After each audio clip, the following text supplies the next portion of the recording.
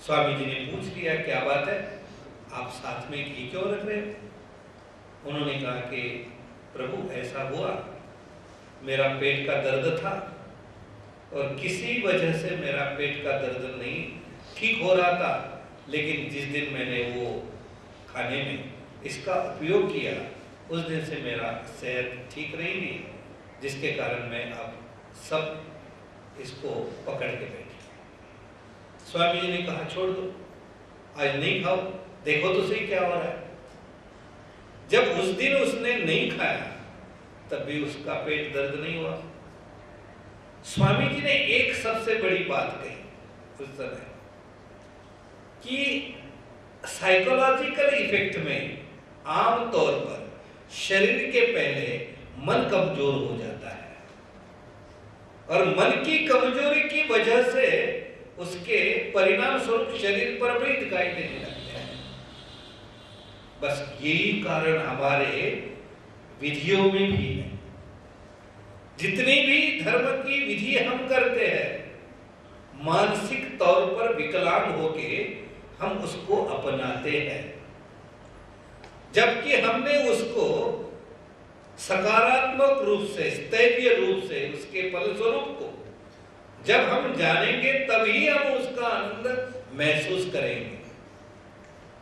जैसे कि हम माला फेर रहे, हम प्रभु को फूल चढ़ा रहे, हम प्रभु का गुणगान गा रहे हैं, हम पारायण के तौर पर प्रभु का स्तुति स्तवन कर रहे हैं।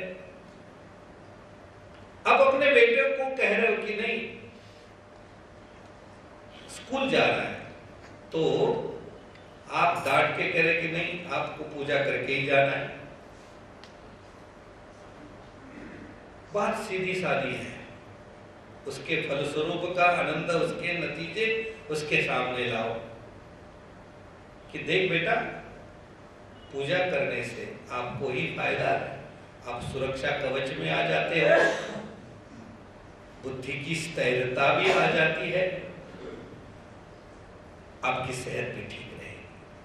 उसके बुद्धि के अनुसार उसके फायदे उसके आप सामने जब तक नहीं लाओगे तब तक उसका आनंद उसको महसूस नहीं होगा।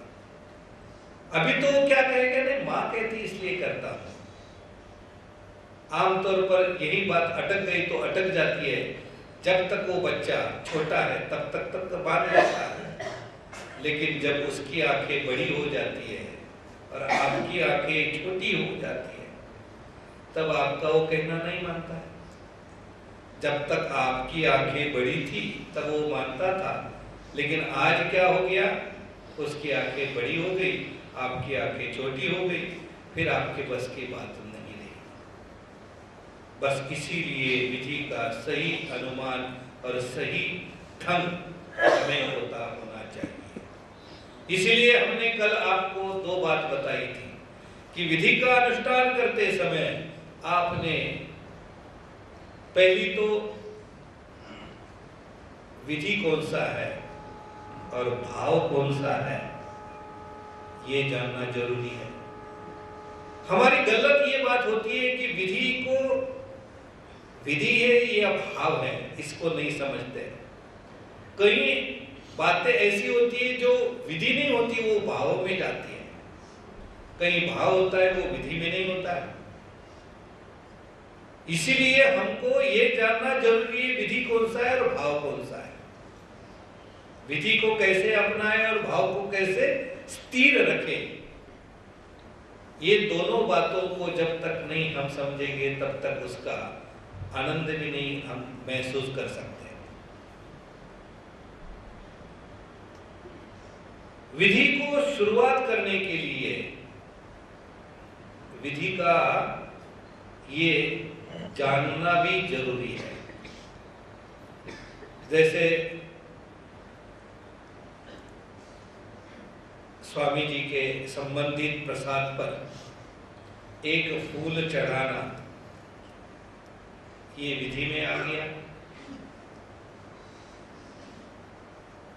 हमारा भाव बढ़ता जा रहा है, हमने उसको ज्यादा विधि के साथ भाव से जोड़ा। जिसके कारण हमने एक फूल के बजाय 5 फूल चढ़ाए। ये 5 फूल किसमें गए? एक फूल विधि में समा गया, दूसरा भाव में चढ़ा गया। बात तो वही है, लेकिन कहीं विधि पीछे रह गया और भाव आगे गया, तब भी काम बिगड़ सकता है। कभी विधि आगे गई, भाव पीछे रह गया, तब भी काम बिगड़ सकता है। इन दोनों को तालमेल जुलमे के साथ रखना, इसी को बोला जाता है विधि भावातीत अनुष्ठान। इसी को क्या बोले जाते हैं कि विधि भावातीत दंड।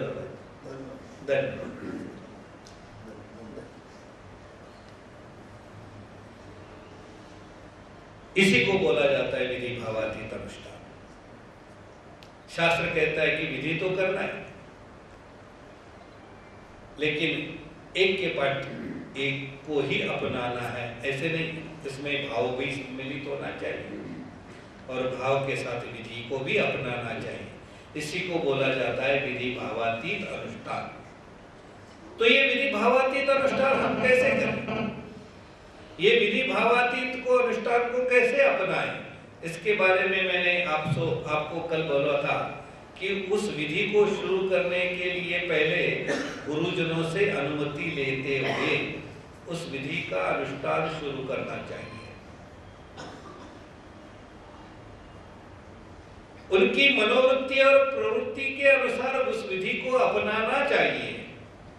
हम अपनी स्वतंत्रता से किस विधि को शुरू करेंगे तो उसके पीछे उस विधि को वेट नहीं मिलेगा, उसको इतनी ताकत नहीं मिलेगी जिसके लिए गुरुजनों की प्रार्थना और विनती भी उस विधि के साथ होना चाहिए।